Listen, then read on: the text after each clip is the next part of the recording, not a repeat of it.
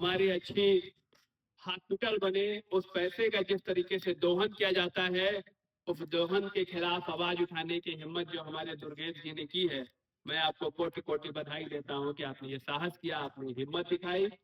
और आपके साथ जो तमाम इस क्षेत्र के लोग यहाँ इकट्ठा हुए हैं, आप सबको भी हम एक बार पुनः बधाई देते हैं कि आपने हिम्मत दिखाई। साथियों, दुर्गेश जी ने हम लोग को जब कार्यक्रम बना रहे थे वो कि जो यहाँ सड़क बन रही है तेलमा से लेके करनई तक, और फिर करनई से लेके इधर हाँ बसवारी तक, इस सड़क में बड़ी अनियमितता रखी गई है। बने 10 दिन भी नहीं हुए, 15 दिन भी नहीं हुआ, ये धूल की तरह ये रोड उड़ने लगी।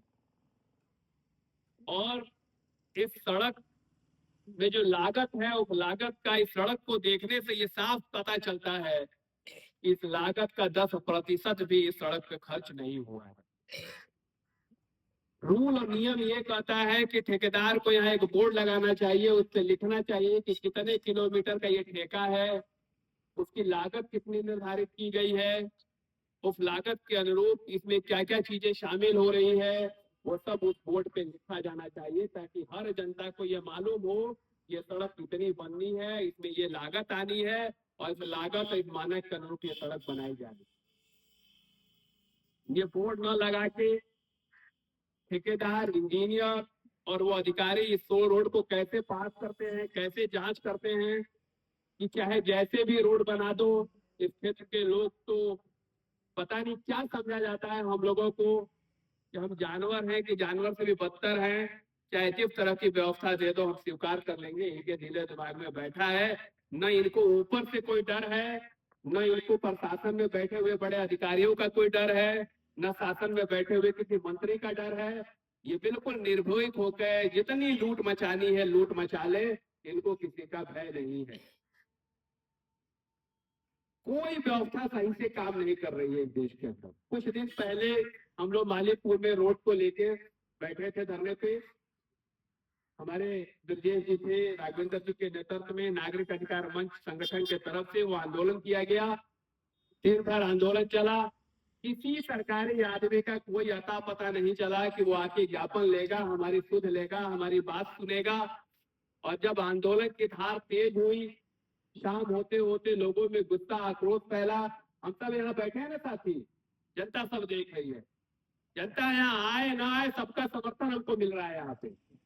और ये जनता परसों से देख रही है कि हम इस खंडक में आके दुर्गेश जी के नेतृत्व में हम सब बैठ रहे हैं यहाँ पर, और किसी सरकारी आदमी को ये सुध नहीं है। इसी रोड से अभी मैं देखा हूँ तहसीलदार साहब गए, अभी गए, हम लोग बैठे थे तो, लेकिन उस तहसीलदार को ये बिल्कुल चिंता नहीं है कि यहाँ 10 लोग बैठे हैं, इनकी क्या मांग है, इनकी क्या समस्या है, 2 मिनट रुक के हम उनकी बात सुन ले। वो इसी क्षेत्र के इसी क्षेत्र के वो तहसीलदार है।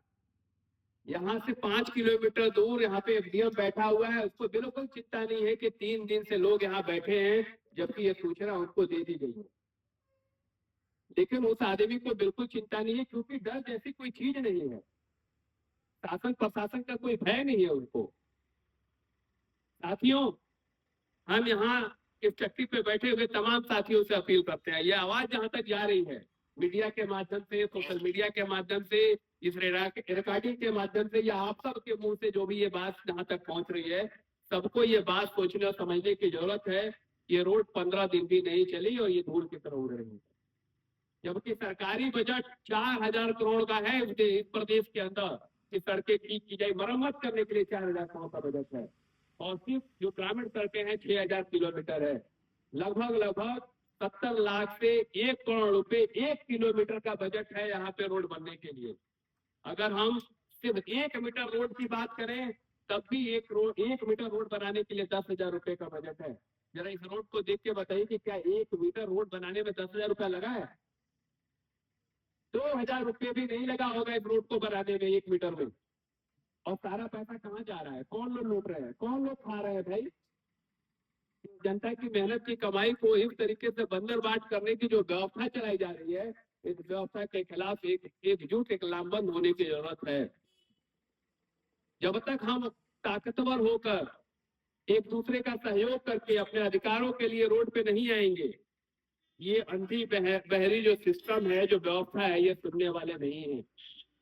अभी हमारे राघवेंद्र जी बता रहे थे, बिना किसी योजना, बिना किसी बजट के 100 करोड़ रुपए पीडब्ल्यूडी के उतार दिए गए बलिया जिले में।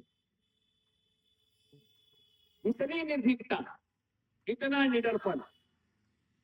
साथियों, ये आंदोलन ऐसे ही चलेगा और हम सबका सहयोग बिल्कुल रहेगा इस आंदोलन में। स्थानीय लोगों से मैं कह रहा हूं कि आप हिम्मत बांधिए और यहाँ आइए।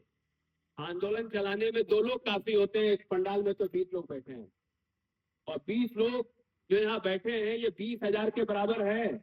ये जिन प्रतिनिधि की तरह काम कर रहे हैं यहाँ पे, हर आदमी का, हमने अभी सैकड़ों लोगों से हमने बात की, हम लोगों ने पोस्ट डाला, सैकड़ों लोगों का उस पर कमेंट आ रहा है, सहयोग आ रहा है कि नहीं इस आंदोलन के साथ हम हैं।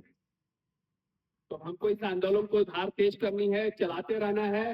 निश्चित रूप से इस शासन प्रशासन के कान पे जो रेंगेगी और नहीं रेंगेगी तो ये आंदोलन का स्वरूप उन्होंने जो सोचा नहीं होगा उस तरीके से खड़ा किया जाएगा और उनकी चूल्हे हिला दी जाएंगी जो समझते हैं कि हमारा कुछ नहीं बिगड़ेगा। जनता जिस दिन रोड पे आ गई ना, उस दिन इनकी औकात हम लोग बता देंगे कि किस तरीके से जनता अपना काम निकालना जानती है। राघवेंद्र जी आजादी की लड़ाई की बात कर रहे थे अभी। 1942 में जब देश के अंदर भारत छोड़ो आंदोलन छेड़ा गया तो देश के सारे नेताओं को जेल के अंदर डाल दिया गया था। राघवेंद्र जी जानते होंगे, कोई भी नेता रोड पे नहीं था, सबको जेल के अंदर भर दिया गया था। फिर भी वो आंदोलन इतना बड़ा हुआ, जनता उठ खड़ी हुई, जनता ने अपना नेता चुन लिया। इन्हीं नेताओं में से एक नेता चुन लेगा वो, और जनता ने अपने अधिकारों की लड़ाई जब तेज की तो अंग्रेजों को देश छोड़ के भागना पड़ा। तो ये लोग समझते हैं कि हम लोग तो गाजर मूली की तरह है, बैठे हैं, क्या औकात है, न इसमें कोई विधायक है, न एमपी है, न कोई मिनिस्टर है, तो हमारी क्या हैसियत है। ये जनता अपनी हैसियत जताना जानती है और अपनी ताकत बताना जानती है, और इस आंदोलन के माध्यम से हम वो ताकत, वो साहस, वो सब दिखा देंगे इनको। ये रोड बनवा कर देखेंगे। विजय जी गवाह है, हम लोग आजमगढ़ में रोड आंदोलन कर रहे थे आजमगढ़ में, और हम लोगों ने जनता से आह्वान किया कि ये रोड बनेगी, और रोड अगर नहीं बनेगी तो जनता के पैसे से हम चंदा लगाकर रोड बनाएंगे। और वहां विधायक एमपी सबके कान खड़े हो गए, प्रशासन के लोग आए, रोड का काम हुआ।